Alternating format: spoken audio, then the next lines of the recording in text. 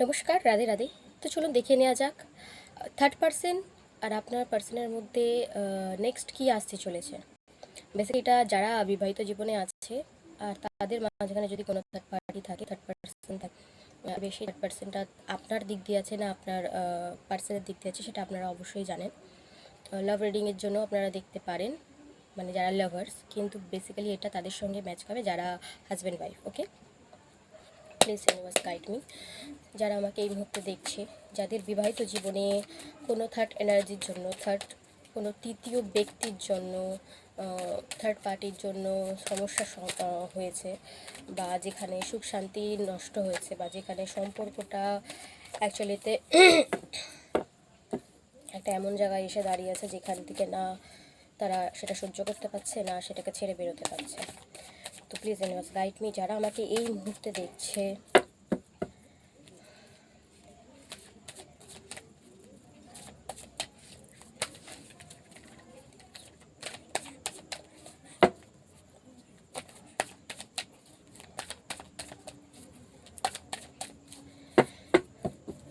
তাদের জীবনে এই মুহূর্তে তাদেরকে কি জেনে নেওয়া দরকার, বা থার্ড পার্সনের মধ্যে, মানে হাজব্যান্ড ওয়াইফ যেখানে যেই থার্ড পার্সন থাকে তার সাথে তাদের সম্পর্ক কি। দেখুন, সর্বপ্রথম জাস্টিসের কার্ড এসছে। জাস্টিস মানে এই নয় যে কিছু এমন হবে যেখানে পুরোটা একদম বদলে যাবে। ম্যাজিক বলে কিছু হয় না, ম্যাজিক ক্রিয়েট করতে হয়। ওকে, তো ব্যালেন্স, সর্বপ্রথম তো ব্যালেন্স করুন। নিজেদের সম্পর্কটাকে সর্বপ্রথম ব্যালেন্স করুন। জাস্টিস আসছে আপনার জন্য। আপনি এতদিন ধরে জাস্টিস করে চিল্লাচ্ছিলেন, তো অবশ্যই আপনার জন্য জাস্টিস আসছে। ওকে ওকে। আর দুটো কার্ড আমরা নেব, প্লিজ প্লিজ ইউনিভার্স আমাকে আর দুটো কার্ড দাও, যাতে আমার যেই পার্সন দেখছে তাদের জীবনে কি আসছে, তাদের বিবাহিত জীবনে কি আসছে, তাদের বিবাহিত জীবনে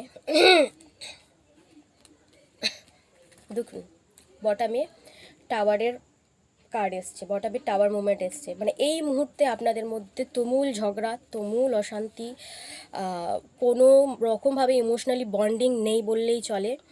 কিন্তু জাস্টিস আসছে। আপনার ইনটিউশন আপনাকে কি বলছে, সাথে এই কার্ডে এটাও বোঝাচ্ছে যে আপনার আশেপাশের মানুষটা কিন্তু আপনাকে ভড়কাচ্ছে, আপনাকে ঠিক অনেকটা ভড়কানোর মতো কথা বলছে, যাতে আপনি কিন্তু ভেঙে পড়ছেন ভেতর দিয়ে। আপনার যে ইনটিউশন পাওয়ার, আপনার যে ভক্তির ভেতরে আস্থা, যে ভরসা, সেটা কিন্তু ধীরে ধীরে ক্ষয় হচ্ছে। তো আপনার আশেপাশের মানুষরা কিন্তু আপনার সঙ্গে হতে পারে মিত্রতার মুখোশ পরে আপনার সঙ্গে শত্রুতা করছে। তারাও কিন্তু চায় না যে আপনাদের সম্পর্কটা স্টেবল বা আপনার জন্য কোনো জাস্টিস আসুক। তো দেখুন আপনার আশেপাশের ব্যক্তিরা কারা, কাদের সঙ্গে আপনি উঠা বসা করছেন। ওকে, সঙ্গে দ্য এম্পারেসের কার্ড এসছে। তো দ্য এম্পারেসের কার্ড কি বলছে, যে আপনার সম্পর্কের জন্য আমি কার্ড চেয়েছিলাম। এম্পারেসের কার্ডকে আমরা একটু ক্ল্যারিফাই করে নিই, যাতে আপনাদের বোঝাতে আমার সুবিধা হয়। দ্য এম্পারেসের কার্ড দেখুন, দ্য এম্পারারের কার্ড এসছে। তো এম্পারার এটাই বলছে যে আপনার জীবনে একটা সুন্দর সময় আসছে। ওকে, হতে পারে রাহুর মহাদশা অন্তর্দশা কোনো একটা কিছু দিয়ে আপনারা যাচ্ছেন, তো সেই জন্য হতে পারে যে আপনাদের মধ্যে এত ডিফেক্ট জিনিস হচ্ছে, যেখানে ঝগড়াঝাটি অশান্তি হচ্ছে। কিন্তু আপনার জন্য কিন্তু এই যেই গ্রহ গোচর যাই চলছে, অন্তর্দশা মহাদশা, তা কিন্তু আপনাদের জন্য একটা ভালো সময় নিয়ে আসছে। আপনার জন্য একটা জাস্টিস, দেখুন এখানেও একটি লেডি হাতে সোর্স নিয়ে বসে আছে। তো আপনার হাতে পাওয়ার আসতে চলেছে। এবারে জাস্টিস মানে কি, আপনার স্বামী আপনার সঙ্গে বা আপনার স্ত্রী আপনার সঙ্গে রিউনিয়ন করবে বা খুব ভালো সম্পর্কে জড়িয়ে যাবে, সব সময় সেটা জাস্টিস হয় না। জাস্টিস মানে এইকে আপনার হাতে কিছু ক্ষমতা আসতে চলেছে, আপনার হাতে কিছু পাওয়ার আসতে চলেছে, আপনি একটা স্টেবল জায়গাতে পৌঁছাতে চলেছেন। আপনাকে হতে পারে আপনার রাহুর কোনো এমন, বলে না রাহু চাইলে 2 সেকেন্ডে রাজা, আর চাইলে 2 সেকেন্ডের মধ্যে ভিখারি করে দিতে পারে। তো সেরাম কিছু আপনার লগ্নে আছে, যার দরুন কিন্তু আপনি একটা খুব ভালো জায়গা পেতে চলেছেন। হতেই পারে আপনার স্বামী বা স্ত্রীর সঙ্গে আপনার সম্পর্কটি এগোলো না, একটি বিচ্ছেদ ঘটে গেল, কিন্তু এখানে কিন্তু সেরকম কোনো কার্ড আমি এখানে পাইনি। কিন্তু হ্যাঁ, আপনাদের মধ্যে টাওয়ার মুভমেন্ট চলছে, পজিটিভ সময় আসতে চলেছে, ট্রাস্ট রাখুন, জাস্টিস আপনার জন্য আসতে চলেছে, বিশ্বাস রাখুন নিজের ভগবানের ওপরে, নিজের ভরসার ওপরে, নিজের ভক্তির ওপরে আস্থা রাখুন। লোকে কি বলল কি না বলল, কে কি আপনার কানে গুজব ভরছে, সেখানে দয়া করে কান দেবেন না, আমার আপনার কাছে বিনতি রইল। কে কি আপনার কান বলে ভরছে, যার দরুন কিন্তু আপনার যে ভক্তি, যে ভরসা, সেটা কিন্তু ধীরে ধীরে ভেঙে যাচ্ছে আপনার ভগবানের ওপর থেকে। আর এই সময় কিন্তু যে এই যে টাওয়ার মুভমেন্ট চলছে না, যেখানে আপনার চারিদিকে বিশেষ করে চারিদিকে সবার সঙ্গে শত্রুতা মনে হচ্ছে, সবার সঙ্গে ঝগড়া ঝামেলা হচ্ছে, তো এই মুহূর্তে আপনার মনে হতে পারে যে ভগবান নেই, ভগবান বলে কিছু হয় না। আর এই সময়েই কিন্তু অ্যাকচুয়ালিতে আমাদের খারাপ সময়তেই ভগবান আমাদের পরীক্ষা নিতে আসে, বুঝেছেন? তো ভরসা রাখুন নিজের ভক্তির ওপরে, আস্থার ওপরে, নিজের বিশ্বাসের ওপরে ভরসা রাখুন যে আপনার ভগবান আপনার জন্য কোনো দিনই আপনাকে ফেলে দেবে না, বা কোনো দিনই আপনাকে এমন কোনো কিছু সার্ভ করবে না যেটা আপনার জন্য ক্ষতিকর। ওকে, দেখুন সম্পর্ক না কিছুটা এরকম জিনিসের মতো হয়। আজকে দুদিন বিগত 1-2 দিন আমার শরীরটা খুব খারাপ ছিল, একটু ফিভার হয়েছিল। তো আমার নিজেকে আমি সবার আগে নিজের যত্নকে আমি প্রায়োরিটিতে রাখি। তো সর্বপ্রথম আমি নিজের আমার হেলথ, আমার কেয়ার, সেলফ লাভকে আমি এখন সবার আগে রাখি। তো সেই ক্ষেত্রে আমি সংসার থেকে 2 দিন বিরত নিয়েছিলাম, তাও কিছু কিছু মাঝে মাঝে হেল্প করে দিয়েছি, হাতে হাতে হেল্প করে দেওয়ার দরকার করে দিয়েছি। বাকি সংসারের যত মানুষ আছে তারাই করছিল। আমি 2 দিনের জন্য নিজেকে পুরোই সাইড করে নিয়েছিলাম, বিকজ এখন এখানে অনেক মানুষই কমেন্ট করতে পারে যে ভাই আমাদেরও শরীর খারাপ হয়, আমরা তো নিজেকে সংসার থেকে সরিয়ে নিই না ভাই। তো আমি তাদেরকে বলতে চাই, আপনারা যদি নিজেকেই গুরুত্ব না দেন, আপনাদেরকে আর 5টা মানুষ গুরুত্ব দেবে, এই ধারণাটা আপনারা রাখেন কিভাবে বলুন? নিজেকেই যদি ভালো না বাসলেন, নিজেই নিজেকে নিজের শরীরের যত্ন না নিলেন, নিজেই নিজের শরীরের কষ্ট না বুঝলেন, নিজের আত্মার কষ্ট না বুঝলেন, তাহলে আপনি কি করে ভাবেন যে বাইরের আপনার শরীরের কষ্টটা সে অনুভবও করতে পারছে না, শুধু দেখছে আপনি কষ্ট পাচ্ছেন? তাহলে সেই মানুষটা আপনার কষ্ট বুঝবে, আপনার জন্য সেই দিন খাটবে, বা সেই সময় আপনাকে বলবে যে তুমি রেস্ট নাও, আমি করে নেবো। কী করে? আপনাকে বোঝাতে হবে যে আমার কাছে আমার গুরুত্বটাও অনেকটা বেশি, তবে গিয়ে আশেপাশের মানুষগুলো আপনার গুরুত্বটা বুঝতে পারবে। তাদের জন্য এই জবাবটা, যারা বলছে আমাদেরও সংসার আছে, আমাদেরও শরীর খারাপ হয়, তাও আমাদের কাজ করতে হয়। কোনো বইয়েতে কোথাও কোনো নিয়মে লেখা নেই যে ভাই শরীর খারাপ হলে সংসারের উমেন বা সংসারের যে মহিলা, মা, বউ, তাদেরকে সংসারের কাজ করে যেতেই হবে। নিজেকে ভালোবাসাটা সর্বপ্রথম, বরঞ্চ সব জায়গাতে লেখা আছে, সব জায়গাতে বলেছে যে নিজের সেলফ লাভ বা নিজের গুরুত্ব, নিজের বাউন্ডারিজ কখনো ক্র্যাক করতে দেবেন না কাউকে, এইটা বরঞ্চ লেখা আছে অনেক জায়গায়, অনেক রুলসে, ইউনিভার্স রুলসের যে বইগুলো হয়, অনেক জায়গায় লেখা রয়েছে এগুলো। তো যাকে মেন পয়েন্টে আসি, তো 2 দিন ধরে রান্না বান্না মোটামুটি করছে। তো যে গ্যাসের যে জিঙ্কগুলো হয় না, ওইগুলো না ফ্যানের জল, ডালের জল পড়ে না পুরো কালো হয়ে পুড়ে গেছিলো। তো সকালবেলা আজকে যখন আমি ঘুম থেকে উঠে কিছু কাজ সেরে তারপরে যখন আমি চা করতে যাই, তো দেখি চা করতে যাওয়ার আগে আমার ইচ্ছাই করলো না ওতে আমি চা করব। মানে গ্যাসের প্রত্যেকটা জিনিসের নিজস্ব অরা থাকে, প্রত্যেকটা জিনিসের, আমি ফোনটা ব্যবহার করছি তার অরা আছে, লাইটের অরা আছে, প্রত্যেকটা জিনিসের আমার নিজস্ব অরা থাকে, পজিটিভ নেগেটিভ অরার দুটোই থাকে।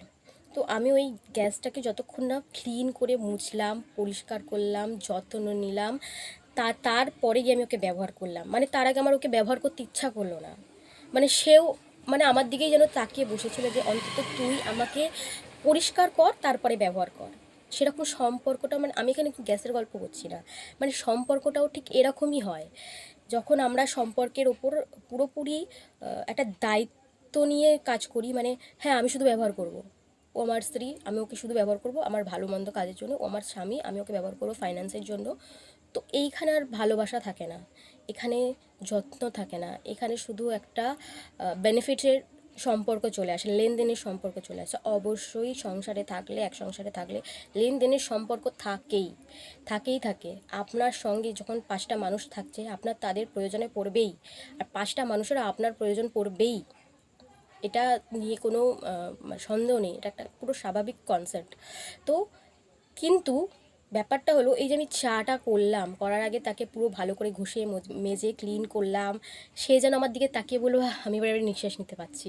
সেরকম সম্পর্কটাকেও যত্ন নিতে হয় প্রত্যেকটা মানুষের, বা যেই মানুষটাকে আপনি দিনের পর দিন নিজের সংসারে খাটাচ্ছেন, বা নিজের ফাইন্যান্সের জন্য নিজের ফাইন্যান্সটা তার উপরে ভিত্তি করছে, তাকে সেই জন্য ব্যবহার করছেন, তো সেই মানুষটাকেও কেয়ার করতে হয়। প্রত্যেকটা মানুষের প্রত্যেকজনাকে একটা কেয়ার করার ব্যাপার থাকে। তো সেই কেয়ারটা যখন হারিয়ে যায় না, তখন শুধু শুধু ব্যবহার থেকে যায়, তখন সম্পর্কগুলো আর নিঃশ্বাস নিতে পারে না। তখন সম্পর্কগুলো ধীরে ধীরে টক্সিক হয়ে যায়, ধীরে ধীরে মনে হয় সম্পর্কগুলো বিচ্ছেদ হয়ে যাওয়া খুব ভালো। যখন সম্পর্কের যত্ন থাকবে, মানুষের যত্ন থাকবে, তখন ব্যবহার করার পরেও মনে হবে যেন আমরা ব্যবহার হইনি, আমরা একে অপরকে সাহায্য করছি। তো এই সম্পর্কে ছোটো ছোটো জিনিসগুলোকে বুঝতে হয়। আজকে যখন আমি ওই গ্যাসটা পরিষ্কার করছিলাম, তখন আমার মাথায় হুট করে কথাটা আসলো যে অবশ্যই সম্পর্কও এরকম যত্ন নেওয়া দরকার, কেয়ার নেওয়া দরকার। আমি জানি না কাকে কতটা বোঝাতে পারলাম কথাটা, তবে শুধু ব্যবহার করে যাওয়া উচিত নয়। যে কোনো জিনিস আপনি আপনার একটা থালায়, ধরেন না খেয়ে উঠে একটা থালা যদি ওইটাকে ওইরমভাবেই রেখে দেন, পরের দিন কি আপনি ব্যবহার করতে পারবেন? সেই থালাটাও আপনার ব্যবহার করতে গেলে মনে হবে যেন ওই থালাটা আপনাকে গালাগালি দিচ্ছে যে কালকে আমাকে ফেলে রেখেছিল ওরমভাবে, আজকে আবার আমাকে আমার উপরেই ডিফেন্ড হয়ে তুই এসছিস। হ্যাঁ, তো ওকে সযত্নে পরিষ্কার করে সুন্দর করে মুছে পুছে কোথাও আটকে দিলে রেখে দিলে সেও বলবে যে ইয়েস, আমাকে ও ব্যবহারও করে, আমাকে ও ভালোবাসে, আমারও কেয়ারও করে। ওকে, তো এরকমই সম্পর্ক এরম হওয়া দরকার। ব্যবহারও করুন, ব্যবহারে দরকার পড়ে নিজেও ব্যবহারে যদি লাগে আপনি নিজেও নিজেকে কাউকে দিন, সময় দিন যে হ্যাঁ তোমার আমাকে ব্যবহারে লাগলে অবশ্যই আমি আছি, কিন্তু কেয়ার নেওয়াটা খুব দরকার সম্পর্কে। যখন আপনারা সম্পর্কে কেয়ার নেন, যখন একে অপরের কেয়ার করেন, তখন সম্পর্কগুলোর জন্য না মানে নিঃশ্বাস নেওয়ার জন্য তখন খোলা আকাশ না, ঘরের চার দেওয়ালেই নিঃশ্বাস নিতে, মন খুলে নিঃশ্বাস নিতে পারেন। সম্পর্কগুলো খুলে এই চার দেওয়ারেই নিঃশ্বাস নিতে পারে। তো সম্পর্কটা ঠিক অনেকটা এরকম হওয়া দরকার, যেখানে শুধু স্বার্থ ব্যবহার এগুলো না, যেখানে স্বার্থ ব্যবহারের সাথে কেয়ারনেসটাও খুব থাকা দরকার, যত্নটা থাকা দরকার, সম্মানটা থাকা দরকার। কেয়ারের সঙ্গে কিন্তু সম্মানটা অটোমেটিক্যালি আসে, কারণ আমি ওই গ্যাসটাকে পরিষ্কার করে তাকে এইটা বললাম যে হ্যাঁ তুমি আমার কাছে ততটাই দরকার, যতটা মানে ততটাই দরকার, মানে যতটা একটা আমি যে চা খাচ্ছি সেটা বড় কথা না, ওকে যে আমি পরিষ্কার করে তারপরে ব্যবহার করলাম সেটা বড় কথা। আমি জানি না কাকে কতটা বোঝাতে পারলাম জিনিসটা, বাট এটা একটা অনেক গভীর থেকে গভীরতম কথা আমি এখানে বলে গেলাম। যারা বুঝতে পারবে তারা হয়তো নিজেদের সম্পর্কে অনেক ইনপুট দিয়ে অনেক রকমভাবে তাকে বদলাতে পারবে।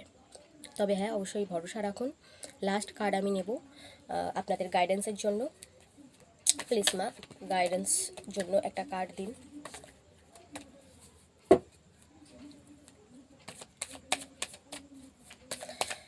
One card, please universe. One card, one card, one card, one card. কি দেখুন, এখানে বটমে এসছে দ্য হ্যারোফ্যান্টের কার্ড, আর এখানে এসছে 7। তো 7 অফ ওয়ান্ডস, 7 অফ ওয়ান্ডস কিন্তু এটাই দেখাচ্ছে যে আপনি খুব ভয়ভীত হয়ে আছেন, ভাবছেন আপনার জায়গাটা কেউ দখল করে নেবে।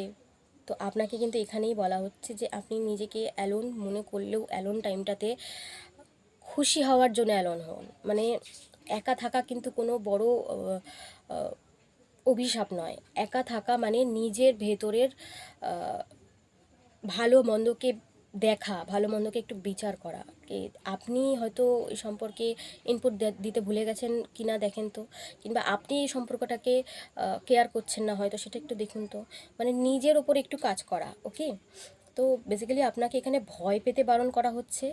দ্বিতীয়ত বিশ্বাস রাখতে বলা হচ্ছে, যেটা আমি অনেকক্ষণ আগেই বলেছি, আপনারা বিশ্বাস রাখুন, জাস্টিস আসতে চলেছে আপনাদের জন্য। তো এক ক্ষেত্রে নাই আসলো আপনার স্বামী স্ত্রীর সম্পর্ক নাই ভালো হলো, কিন্তু কিছু না কিছু জায়গায় তো আপনার জন্য খুব ভালো গুড নিউজ আসতে চলেছে, যেখান থেকেই আপনার মনে হবে আমার জাস্টিস আমি পেয়ে গেছি। ওকে, তো 7 অলসো দুটো কার্ডই কিন্তু প্রচুর স্পিরিচুয়ালিটির কার্ড। তো আপনারা বেশিরভাগ হতে পারেন, যারা যারা আমাকে দেখছেন তারা হতে পারেন কেউ না কেউ কোনো স্টার সিডস কিংবা কোনো এমন জার্নিতে আছেন যেখান থেকে ইউনিভার্সের সঙ্গে আপনারা কানেক্ট আছেন, ডিভাইন সোল আমি এখানে দেখতে পাচ্ছি। ওকে, তো প্লিজ ভয়ভীত হবেন না, অন্যকে নিচে নামানোর চেষ্টা করবেন না, নিজের কষ্টর জন্য, নিজের দুঃখের জন্য অন্যকে নিচে নামানোর চেষ্টা করবেন না, বা নিজের স্বার্থের জন্য অন্যকে নিচে নামানোর চেষ্টা করবেন না। লোকে কি বলছে তাতে কান দেবেন না। নিজের বিশ্বাসের ওপর, নিজের ইনটিউশনের ওপর, নিজের ভরসার ওপর ভরসা রাখুন। ভগবান এইটুকুনি আপনাকে এখন বলতে চাইছে, এটাই আপনার জন্য গাইডেন্স। ওকে।